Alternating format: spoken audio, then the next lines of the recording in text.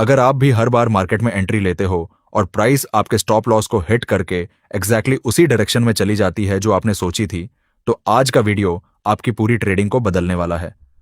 मैंने खुद जब तक लिक्विडिटी और इम्बैलेंस को समझना शुरू नहीं किया था, तब तक मुझे भी यही लगता था कि मार्केट मेरे अगेंस्ट चलती है। लेकिन असलियत यह है कि मार्केट किसी के अगेंस्ट नहीं चलती, मार्केट सिर्फ लिक्विडिटी ढूंढती है। और आज मैं आपको वो एग्जैक्ट तरीका बताऊंगा जिससे मैं पहचानता हूं कि कौन सा मूव एक जेन्युइन लिक्विडिटी स्वीप है और कौन सा सिर्फ एक ट्रैप है जो रिटेल ट्रेडर्स को फंसाने के लिए बनाया गया है। चलिए सबसे पहले समझते हैं कि लिक्विडिटी स्वीप होता क्या है और यह स्टॉप हंट या सिंपल लिक्विडिटी ग्रैब से कैसे अलग है। जब भी प्राइस किसी प्रीवियस हाई या प्रीवियस लो के पास पहुंचती है, वहां बहुत सारे पेंडिंग ऑर्डर्स जमा होते हैं। कुछ सेल ट्रेडर्स का स्टॉप लॉस वहां लगा होता है, तो कुछ नए ट्रेडर्स वहीं से ब्रेकआउट की एंट्री लेने की सोच रहे होते हैं। ये सारे ऑर्डर्स मिलकर एक पूल ऑफ लिक्विडिटी बनाते हैं।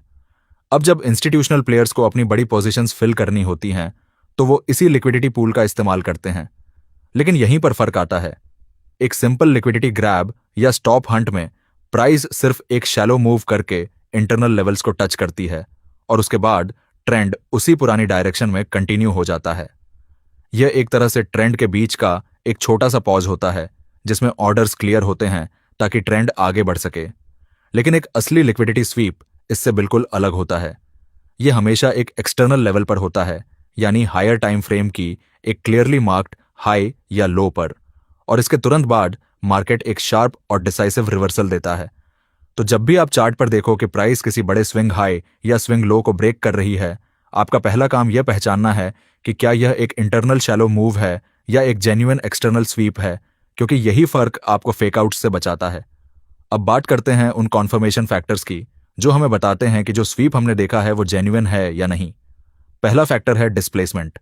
डिस्प्लेसमेंट का मतलब है कि स्वीप होने के तुरंत बाद प्राइस एक स्ट्रॉन्ग, एग्रेसिव और डिसाइसिव मूव करती है उस लिक्विडिटी लेवल से दूर। यह मूव इतना शार्प होता है कि कैंडल्स के बीच गैप्स बनने लगते हैं और मोमेंटम साफ नजर आता है। यह डिस्प्लेसमेंट हमें बताता है कि यह मूव सिर्फ रिटेल ऑर्डर्स की वजह से नहीं, बल्कि बड़े इंस्टीट्यूशनल पार्टिसिपेंट्स की वजह से हो रहा है, क्योंकि सिर्फ एक बड़ा प्लेयर ही इतनी स्ट्रेंथ के साथ प्राइस को मूव कर सकता है। तो जब भी स्वीप के बाद आपको एक साधारण सी कैंडल नजर आए, वीक और स्लो, तो समझ जाओ कि यह जेन्युइन स्वीप नहीं है, यह सिर्फ एक नॉइज है। दूसरा कंफर्मेशन फैक्टर है CISD, यानी change in state of delivery. यह एक बहुत ही मैकेनिकल और ऑब्जेक्टिव तरीका है कंफर्मेशन पाने का। इसमें होता यह है कि जो मूव स्वीप को बना रही थी उसका एक ओरिजिन पॉइंट होता है, यानी वो जगह जहां से वो मूव शुरू हुई थी। CISD तब कंफर्म होता है जब प्राइस वापस आकर उस ओरिजिन से आगे निकलकर क्लोज करती है ऑपोजिट डायरेक्शन में। यानी अगर एक बेरिश मूव ने स्वीप बनाया था, तो CISD तब कंफर्म होगा जब प्राइस उस बियरिश मूव की शुरुआती कैंडल के हाई से ऊपर जाकर क्लोज करेगी। ये एक क्लीन, रूल बेस्ड कंफर्मेशन है जिसमें आपको गेस करने की जरूरत नहीं पड़ती, सिर्फ चार्ट पर उस ओरिजिन कैंडल को मार्क करना है और वेट करना है कि प्राइस उसके पार क्लोज करती है या नहीं। अब चलिए इन सारे कॉन्सेप्ट्स को एक साथ जोड़कर एक मैकेनिकल ट्रेडिंग मॉडल के जरिए समझते हैं, जिसे आप हर दिन किसी भी इंडेक्स के चार्ट पर अप्लाई कर सकते हो। इस मॉडल का पहला स्टेप है रेंज आइडेंटिफाई करना। इसके लिए आपको 15 मिनट चार्ट ओपन करना है और वहां पर प्रीवियस क्लियर हाई और लो को मार्क करना है। ये हाई और लो ही आपकी रेंज के बाउंड्रीज बन जाएंगे और यही वो लेवल्स हैं जहां लिक्विडिटी जमा होती है। दूसरा स्टेप है स्वीप का इंतजार करना। यहां आपको पेशेंस रखनी है और चार्ट पर देखना है कि प्राइस रेंज की किसी एक साइड को, यानी या तो हाई को या लो को, थोड़ा सा ब्रेक करती है और फिर जल्दी से वापस रेंज के अंदर आकर क्लोज हो जाती है। यह वापस अंदर आकर क्लोज होना बहुत इंपॉर्टेंट है, क्योंकि यही सिग्नल है कि यह एक स्वीप है, ना कि एक जेन्युइन ब्रेकआउट।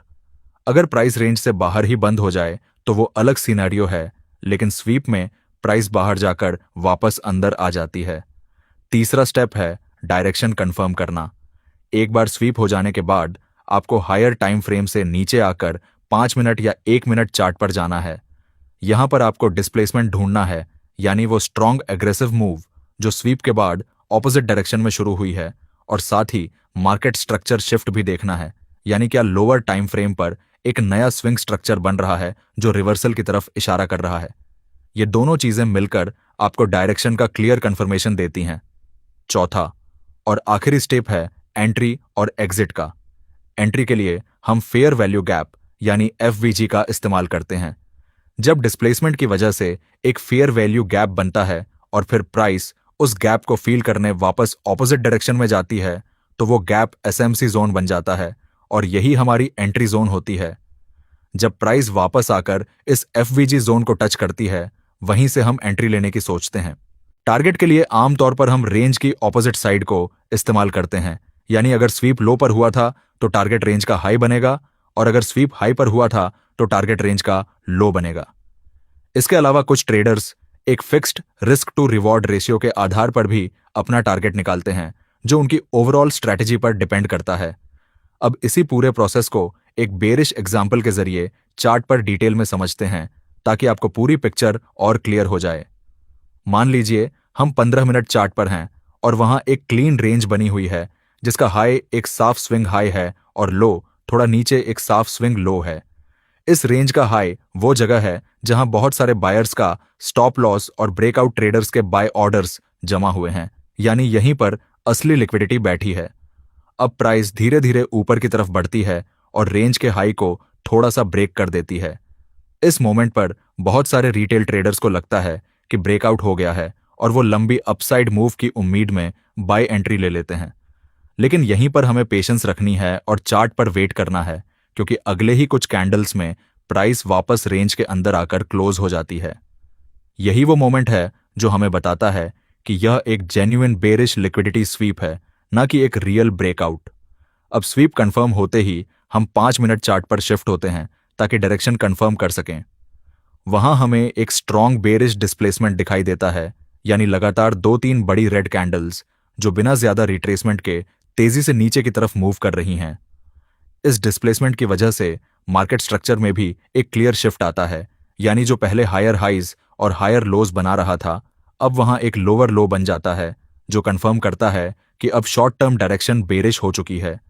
इसी डिस्प्लेसमेंट की वजह से एक फेयर वैल्यू गैप भी बनता है, यानी एक ऐसा जोन जहां कैंडल्स के बीच प्राइस ने कोई प्रॉपर ट्रेडिंग नहीं की, सिर्फ एक गैप छोड़ते हुए आगे निकल गई। अब हमें CISD के थ्रू मैकेनिकल कंफर्मेशन भी लेना है। हम उस बुलिश मूव के ओरिजिन को मार्क करते हैं जिसने स्वीप बनाया था, यानी वो कैंडल जहां से ऊपर जाने वाली मूव शुरू हुई थी। जैसे ही प्राइस वापस नीचे आकर उस ओरिजिन कैंडल के लो से भी नीचे जाकर क्लोज करती है, हमारा CISD कंफर्म हो जाता है और अब हमारे पास एक पूरी तरह से वैलिडेटेड बेरिश सेटअप तैयार है। एंट्री के लिए अब हम उसी फेयर वैल्यू गैप का इस्तेमाल करते हैं जो डिस्प्लेसमेंट के दौरान बना था। जब प्राइस थोड़ा ऊपर रिट्रेस करके वापस उस गैप यानी IFVG जोन में आती है, वहीं से हम बेरिश एंट्री की सोचते हैं, क्योंकि यह जोन अब एक स्ट्रॉन्ग सप्लाई एरिया की तरह काम कर रहा है। टारगेट के लिए हम रेंज के ऑपोजिट साइड को इस्तेमाल करते हैं, यानी शुरुआत में जो रेंज लो मार्क किया था वही हमारा प्राइमरी टारगेट बनता है। इस तरह पूरा मूव एक क्लीन सीक्वेंस में चलता है।